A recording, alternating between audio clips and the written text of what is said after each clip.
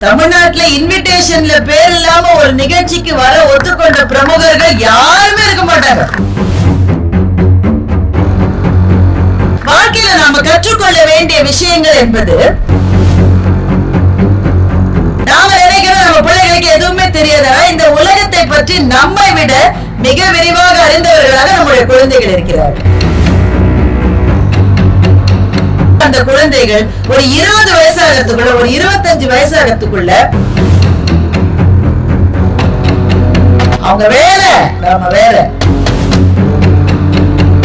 இவங்க சேர்த்துக்கலாம், அவங்கள சேர்த்துக்க கூடாது. ஒவ்வொரு பள்ளியுமே ஒரு கோவில். நம்ம வாழ்க்கையிலேயே ஒரு பெரிய கஷ்டம் என்ன?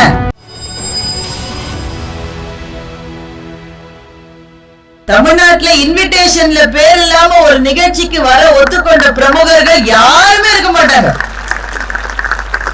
இன்விடேஷன்ல பேர் இருந்தா கூட அதெல்லாம் அவர் பேரை கொஞ்சம் பெருசா போட்டிருக்கீங்க, எங்க பேரை கொஞ்சம் கம்மியா போட்டிருக்கீங்கன்னு வராம போன பிரமுகர்கள் நிறைய பேர் உண்டு. அத நிகழ்ச்சிகளை விடுங்க, நம்ம வீட்டு கல்யாணத்திலேயே பத்திரிகையில ஒருத்தர் பேரை கொஞ்சம் பெருசா போட்டு ஒருத்தர் பேரை சிறுசா போட்டா கல்யாணமே நின்ன கதையெல்லாம் உண்டு நம்ம ஊர்ல. ஆனால் அது எதையும் பொருட்படுத்தாமல் சக பேச்சாளர் ஒருவர் அழைக்கப்படுகிற மேடையா இருந்தாலும் கூட குழந்தைகளை காக்க வைக்க கூடாது என்ற ஒரே காரணத்துக்காக இந்த மேடைக்கு வந்திருக்கின்ற திரு ராஜா அவர்களுக்கு என்னுடைய மனமார்ந்த பாராட்டுகளை நான் தெரிவித்துக் கொள்கிறேன்.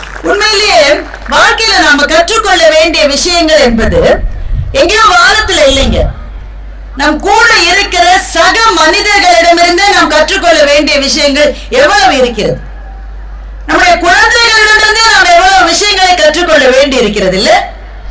நாம நினைக்கிறோம் நம்ம பிள்ளைகளுக்கு எதுவுமே தெரியாதா, இந்த உலகத்தை பற்றி நம்மை விட மிக விரிவாக அறிந்தவர்களாக நம்முடைய குழந்தைகள் இருக்கிறார்கள். வண்ணதாசன் ஒரு கவிஞர் ஒரு கவிதை எழுதினார். அந்த கவிதையினுடைய ஒரு ஜிஸ்ட் மாத்திரம் உங்களுக்கு சொல்றேன், முழு கவிதையெல்லாம் சொல்லல. அப்பா பாப்பாவை தூக்கிட்டு மருந்து கடைக்கு போறாரு, அவ்வளவுதான் கவிதை. பாப்பாவுக்கு ஒரு 5 வயசு இருக்குன்னு வைங்களேன். பாப்பாவை தூக்கிட்டு அப்பா மருந்து கடைக்கு போறார். அது வழக்கமா அந்த பாப்பாவை தூக்கிட்டு அந்த மருந்து கடைக்கு எப்பவுமே போவார். ஆனா அந்த பாப்பாவுக்கு தெரியும் யாருக்கு என்ன மருந்து வீட்டுல வாங்க போறாருன்னு சொல்லிட்டு. இந்த கடைக்குள்ள போன உடனேயே அப்பா பாப்பாவை கேட்கிறாரு, என்ன மருந்து வாங்கணும்? பாப்பா சொல்ற, பாட்டிக்கு அனிமியா, லிவோஜின் வாங்கணும். உடனே அந்த கடைக்காரர் சிரிச்சுக்கிட்டே லிவோஜின் மருந்து எடுத்து வைக்கிறார். தாத்தாக்கு பிபி இருக்கு, பிபி மாத்திரை வாங்கணும். உடனே அந்த கடைக்காரர் சிரிச்சுக்கிட்டு பிபி மருந்து எடுத்து வைக்கிறாரு. வேற ஏதாவது வேணுமான்னு கடைக்காரர் கேட்கிறார். அப்போது அப்பா சொல்லுகிறார், 2 எறும்பு மருந்து பாக்கெட் கொடுங்கன்னு அப்பா சொல்லுகிறார். என்ன சொல்றாரு? 2 எறும்பு மருந்து பாக்கெட் கொடுங்க. இது லிஸ்ட்ல புதுசு, இவ்வளவு நாள் அதை வாங்கினதுல அந்த பாப்பாவுக்கு அது என்னன்னு தெரியல. பாப்பா அப்பாவை பார்த்து கேட்பதாக வண்ணதாசன் எழுதுகிறார், ஏன்பா நம்ம வீட்டுல இருக்கிற எறும்புக்கு உடம்பு சரியில்லையா என்று பாப்பா கேட்கிறார். இந்த கவிதை புரிஞ்சா நீங்க கைதட்டலாம். ஏன்னா எறும்பு மருந்தை அப்பா வாங்குவது எதற்கு? அந்த எறும்புகளை கொல்வதற்காக. ஆனால் அந்த குழந்தை என்ன நினைக்கிறாள், வீட்டுல இருக்கிற மத்தவங்களுக்கு எல்லாம் உடம்பு சரியில்லைன்னா மருந்து வாங்குற மாதிரி வீட்டுல இருக்கிற எறும்புக்கு ஏதோ உடம்பு சரியில்லைன்னா அது சரியாவதற்காக அப்பா மருந்து வாங்குகிறார் என்று அந்த பாப்பா கேட்டவுடன், நானும் கேட்கவில்லை, கடைக்காரரும் கொடுக்கவில்லை, எறும்பு மருந்து வாங்காமலேயே வீட்டுக்கு திரும்பினோம் என்று வண்ணதாசன் அந்த கவிதையை முடிக்கின்றார். இதுதான் குழந்தைகளினுடைய உலகம். ஆச்சரியமா இருக்குல்ல? இப்படித்தான் அந்த உலகம் ஆரம்பிக்கிறது. அதுல எந்த வித்தியாசங்களும் இல்லை, எந்த வேறுபாடும் இல்லை. ஜாதியை பற்றியோ சமயத்தை பற்றியோ வர்க்கத்தை பற்றியோ அவன் அதிகம் படித்தவர்களுடைய பிள்ளை, இவன் கம்மியா படிச்சவங்களுடைய பிள்ளை என்றோ எந்த வேறுபாடும் இல்லாமல் தான் குழந்தைகள் அத்தனை பேரையும் சேர்த்து அணைத்துக் கொண்டுதான் இந்த உலகத்தில் வருகிறார்கள். ஆனால் அப்படி வருகிற அந்த குழந்தைகள் ஒரு 20 வயசாகிறதுக்குள்ள, ஒரு 25 வயசாகிறதுக்குள்ள என்னென்ன வித்தியாசங்களை நாம அவர்களுக்கு கற்றுக் கொடுத்து விடுகிறோம். அவங்க வேற, நாம வேற. அது மேல, இது கீழே. இவங்க சேர்த்துக்கலாம், அவங்களை சேர்த்துக்க கூடாது என்று பிரிவினைகளை குழந்தைகள் கற்றுக்கொள்வது நம்மிடமிருந்து தானே தவிர அவர்கள் வாழுகின்ற உலகம் மிக மிக அருமையான அழகான உலகம். அந்த உலகத்தை வீடுகளிலே நம்மால் காப்பாற்றி கொடுக்க முடியாத சூழ்நிலைகள் இருந்தால் பள்ளிகள் தான் அதை ஒரு அளவாவது காப்பாற்றி கொடுக்கிறது என்பதனாலே அதான் மகாகவி பாரதி சொல்லி இருக்க வேண்டும், பள்ளித்தலம் அனைத்தும் கோவில் செய்குவோம், எங்கள் பாரத தேசம் என்று தோள் கட்டுவோம் என்று மகாகவி பாரதி சொன்னார். நான் அந்த கவிதையை அடிக்கடி நினைத்து பார்ப்பதுண்டு. பள்ளித்தலம் அனைத்தும் கோவில் செய்குவோம். என்ன கோவில்னு மகாகவி பாரதி சொல்லல. அது கலைமகளினுடைய கோவிலா, அது சிவபெருமானின் கோவிலா, விஷ்ணுவின் கோவிலா, கர்த்தரின் கோவிலா, மசூதியா, அது சீக்கியர்களினுடைய கோவிலா, எந்த மதம் என்பது முக்கியம் இல்லை. ஆனால் ஒவ்வொரு பள்ளியுமே ஒரு கோவில். ஏனென்றால் கோவிலிலே நாம் நினைக்கின்ற சமநிலை பள்ளிகளில் தான் சாத்தியமாகிறது என்பதனால்தான் பள்ளித்தலம் அனைத்தும் கோவில் செய்குவோம் என்று மகாகவி பாரதி பாடியிருக்க வேண்டும் என்று நான் அடிக்கடி நினைத்துக் கொள்வேன். இந்த குழந்தைகள் இத்தனை விதமான அந்த வேடங்களை போட்டுக்கொண்டு இங்க உட்கார்ந்திருக்கிறார்கள். எனக்கு அது ரொம்ப ரொம்ப ரொம்ப பிடிச்ச விஷயம் என்னன்னா, நான் பள்ளியில இருந்த போது நடந்த ஒரு விஷயம். இந்த ஸ்கூல் சில்ட்ரன் எல்லாருக்குமே தெரியும், நமக்கு வாழ்க்கையிலேயே ஒரு பெரிய கஷ்டம் என்ன அப்படின்னா, நாம படிக்கிற ஸ்கூல்ல நம்ம அக்காவோ அண்ணாவோ படிச்சா அதுதான் வாழ்க்கையிலேயே பெரிய கஷ்டம். பாதிக்கப்பட்ட பல பேர் கைதட்டுறாங்க. அதுவும் நாங்களா பள்ளியில படிச்ச போது அவ்வளவு வசதி எல்லாம் கிடையாது.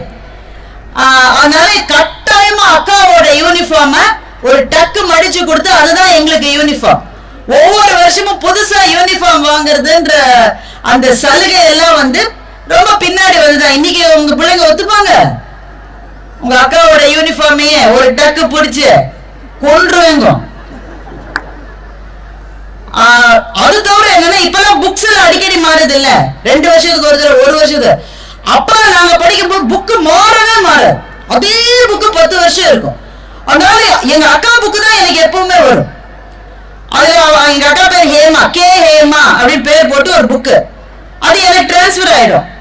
அவ பேரை ரப்பரால அழிச்சு எச்ச துப்பி அதை ஓட்ட பண்ணி அது மேல என் பேரை எழுதி அதை என் புத்தகமா மாற்றுவதற்கு நான் ஒரு கஷ்டப்படுவேன் பாருங்க, அடேங்க அப்பா. ஆனா இவ்வளவும் இப்படி எல்லாம் தாங்கிக்கிட்டு நாங்கெல்லாம் வாழ்ந்திருக்கோம் பள்ளி மாணவர்களா. இன்னைக்கு உங்க பிள்ளைங்கள ஒரு 3 வயசு பிள்ளைய வந்து கடைக்கு கூப்பிட்டுட்டு போகாம அவளுக்கு நீங்க ட்ரெஸ் வாங்கிட முடியும்? இன்னைக்கு ஒத்துப்பா அந்த ட்ரெஸ்? அவ children are so demanding. ஆனா எது மாறலன்னா, எங்க அக்கா வந்து ரொம்ப நல்ல பிள்ளை. பெரும்பாலுமே இந்த முதல் குழந்தைகள் வந்து ரொம்ப நல்ல பிள்ளையா இருக்கும், நல்லா படிக்கும், கிளாஸ்ல பேசவே பேசாது, நம்ம ரொம்ப எரிச்சல் படுத்துற மாதிரி இருப்பாங்க இந்த அக்காக்கள் அண்ணாக்கள்லாம். எப்படித்தான் அவளுக்கு நீ தங்கையா இருக்கியோன்னு எங்க டீச்சர் ஒரு தடவை என்ன கேட்டாங்க. நான் என்ன டீச்சர் பண்ண முடியும் அதுக்கு? எங்க அக்காவை எல்லா டான்ஸ் டிராமாலும் சேர்த்துருவாங்க. ஏன்னா அவ வந்து ரொம்ப சீக்கிரம் மனப்பாடம் செய்வா, ரொம்ப எளிதில் வசனங்கள் எல்லாம் சொல்லுவோம். அதனால எல்லா டான்ஸ் டிராமாலையும் அவ இருப்பா. என்ன எதுலையுமே சேர்க்க மாட்டாங்க. என்னன்னா, பிறந்ததுல இருந்தே கடவுள் எனக்கு ஒரு வியாதியை கொடுத்துட்டாரு. என்ன வியாதினா, பேசுற வியாதி. எப்பப்பாரு பக்கத்துல இருக்கிற பிள்ளையோட நான் பேசிக்கிட்டே இருப்பேன். அப்பெல்லாம் கிளாஸ்ல என்ன டெபினிஷன்னா, பேசாத குழந்தைகள் தான் ஒழுக்கமான குழந்தைகள். இப்ப அப்படி இருக்காதுன்னு நினைக்கிறேன் ரமண வித்யாலயில. இன்றைக்கு எந்த குழந்தை பேசுகிறதோ அந்த குழந்தை தான் நாளைக்கு ஜெயிக்க போகின்ற குழந்தை. அதனால பெற்றோர்களா நீங்க என்னென்ன செய்யணும்னு அட்வைஸ் பண்றதுக்கு நான் வரல. ஏன்னா உங்களுக்கே தெரியும், உங்களுக்கு தெரியாத கூட உங்க பிள்ளைகளுக்கு தெரியும். தன்னை தன்னுடைய பெற்றோர்கள் எப்படி வளர்க்க வேண்டும் என்று குழந்தைகளுக்கே தெரிகிறது. நான் ஒரு புக்கு படிச்சேன் பேரண்டிங் பத்தி, அதுல இப்படி எல்லாம் சொல்லல, நீ இப்படி செய்யற என்னங்குது ஒரு பிள்ளை. அந்த அளவு அவங்க தெளிவா இருக்காங்க. அட்வைஸ்ல பண்ணா ஒண்ணே ஒண்ணு மட்டும் செய்யலாம். ஆஸ் பேரண்ட்ஸ், பிள்ளைங்க ஸ்கூல்ல இருந்து வீட்டுக்கு வந்த உடனே பெரும்பாலான என்னை உட்படுத்த சொல்றேன், என் பொண்ணெல்லாம் ஸ்கூல்ல படிச்ச போது வீட்டுக்கு வந்த உடனே அம்மாக்கள் கேட்கிற முதல் கேள்வி என்னவாக இருக்கும்? பெரும்பாலும் டிஃபன் பாக்ஸை திறந்து பார்த்து இன்னைக்கு மீத வச்சிட்டியா சொல்லிதான் நினைச்சேன் உனக்கு. நீ என்ன சொன்ன? ரேகாவோட அம்மா சப்பாத்தி பண்ணி தரான்னு சொன்னு நான் உனக்கு சப்பாத்தி பண்ணி உனக்கு பன்னீர் பட்டர் மசாலா பண்ணி கொடுத்து அதை ஏன் பாக்கி வச்சுட்டு வந்திருக்க? ரேகாவோட அம்மா பண்ற மாதிரியே இல்லைங்குது. அதுக்கு அப்பா சொல்றாரு, சில பேர் கொடுத்து வைத்தவர்கள்ன்றாரு. முதல்ல டிஃபன் பாக்ஸ் திறந்து பார்த்து ஒரு நாள் டிஃபன் பாக்ஸ் காலியா இருந்தா கூட அந்த அம்மா சந்தோஷப்படணும் தானே. ஏய் எல்லாத்தையும் சாப்பிட்டுட்டு குட் கேர்ள் இல்ல குட் பாய் சொல்ல மாட்டேங்குது. என்ன காலியா இருக்கு? பக்கத்துல ஒரு ஃப்ரெண்ட் இருக்க, பெரியம்மாவோட பொண்ணு, எங்க அத்தையோடைய 3வது பொண்ணு, இந்த மாதிரி எல்லாருக்கும் சேர்த்து ஒரே ஜமக்காலமும் 2 தலகாணி இருக்கும். அந்த தலகாணிகள் கூட நாம் உறங்கின பிறகு நம்முடைய தலையிலிருந்து உருவப்பட்டு விடும், பெரியவங்களுக்கு போய் சேர்ந்துடும். அது டங்குன்னு தலைய மோதினாலும் தூங்கின பரம்பரை தான் நம்முடைய பரம்பரை.